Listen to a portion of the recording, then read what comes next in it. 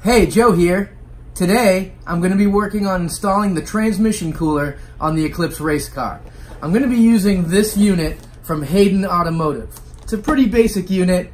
It does have a -6 AN in and out on it, but other than that, it's just a passive cooler. There's no fan, there's no thermostat, anything like that. So, we're going to get this installed today. I'm going to try it out, and if it gets the job done for me, great. If not, I'll probably add a fan to it in the future and see how that goes. So let's get started.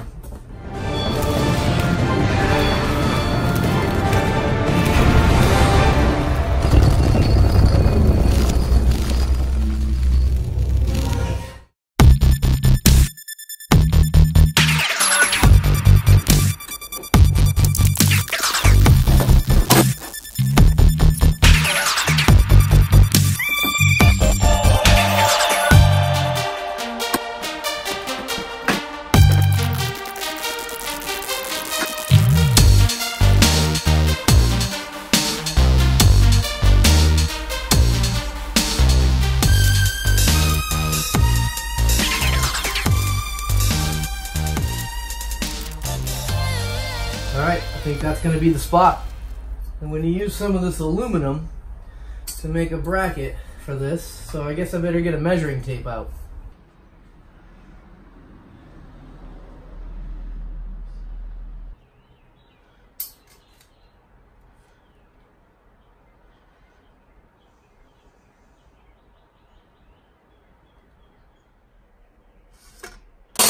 Alright, now I need to mark off the spots where I'm going to bend this. 2 inches and 1 inch on both ends.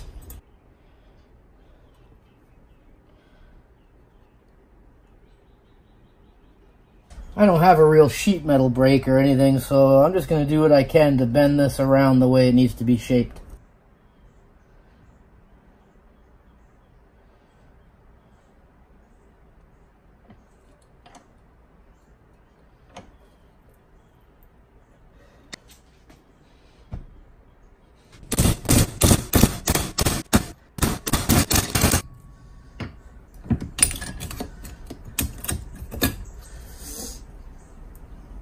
Alright, that's a good start. Then I'll try to bend this way. I'm only going to be able to go so far, and I'll have to do the rest by hand. Might as well do this side. Moving on to this last bend, which again will need to be finished by hand. But we'll get it started and see what we come up with. Alright, let's see if I can get the rest of that bent around the way it needs to be. I have this little bracket here that is about the closest thing I have to using as like a die for this. So that's what I'm going to do.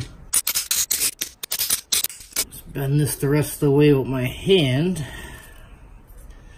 I think that'll work. A little bit of time with some channel locks and it's closer to what I want it to look like. I'm thinking if I start with a hole right here to mount where the bumper support goes, then I'll be able to level it out and figure out where the hole needs to go on this side.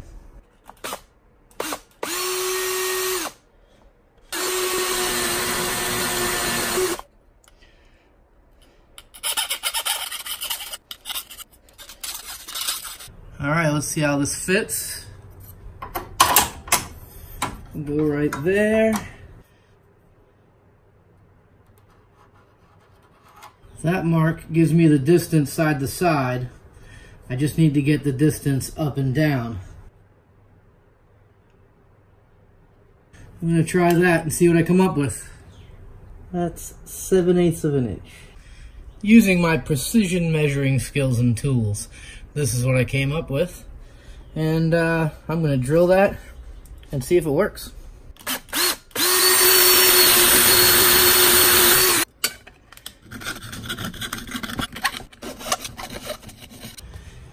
Well, let's see if both of these holes line up now.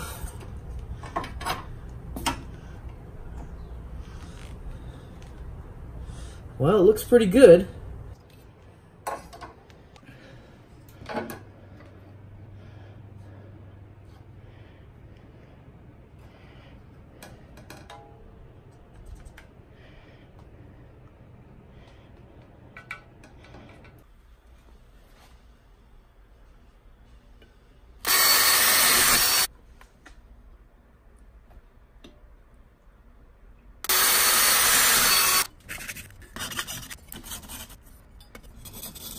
We can use some hardware from this kit I have.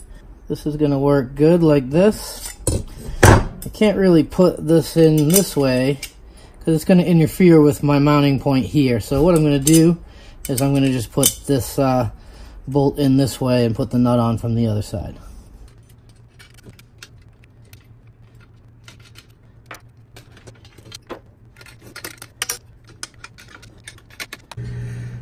Alright, now I have to somehow get that nut on here and tight and the bolt in the bottom. So let's work on that.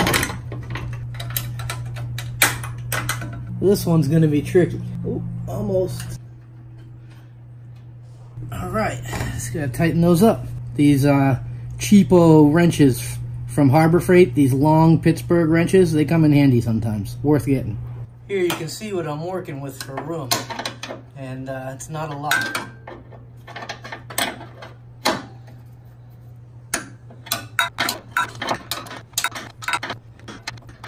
Next I'll be making a bracket that goes from this spot right here, out here, to this bolt hole right here. Just to steady this up a little bit. That needs a little bit more. Alright, I think that bends close.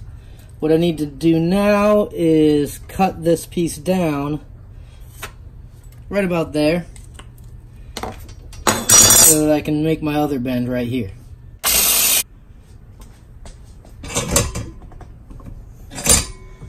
Another quick bend here, measured precisely with my precision equipment.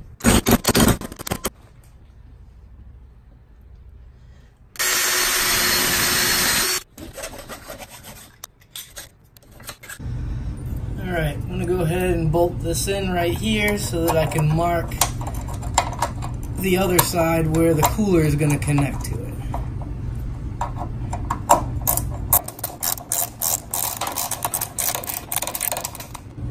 That tight, I can push this back against here how I want it, and then I can mark this spot right here like this. Take this back off and drill it.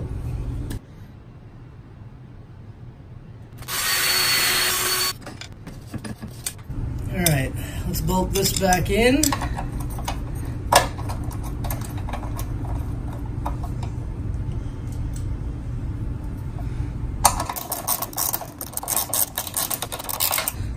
Before that's all the way tight, I'll go ahead and put the other nut and bolt in.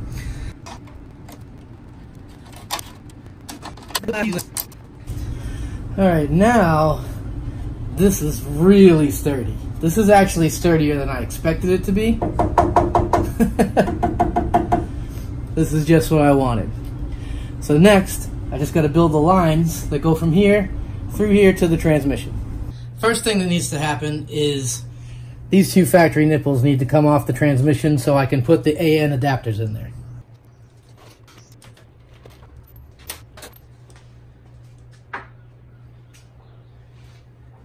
Now these M12 by 1.25 to -6 AN male adapters need to be installed. Right, you don't want to put too much cheese on the aluminum pieces. Correct. You've seen me do this a few times by now, so I'm just going to go ahead and get this done so you can see the finished product.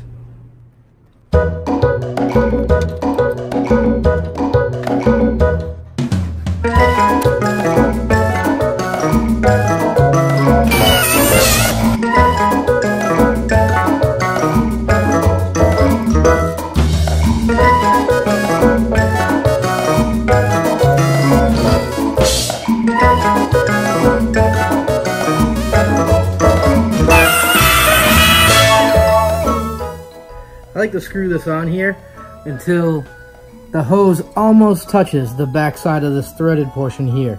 If you put it too far, it'll start to distort the hose inside there. So I just get it right up there as close as I can before it touches. Just like that.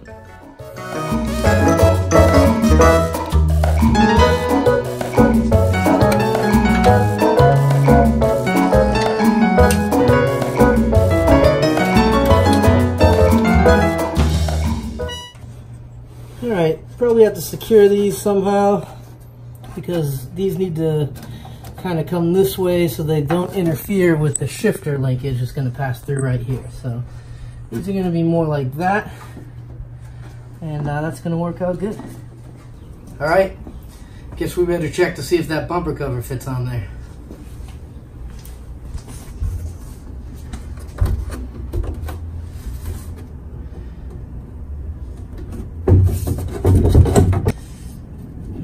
This mounted up where it's going to go.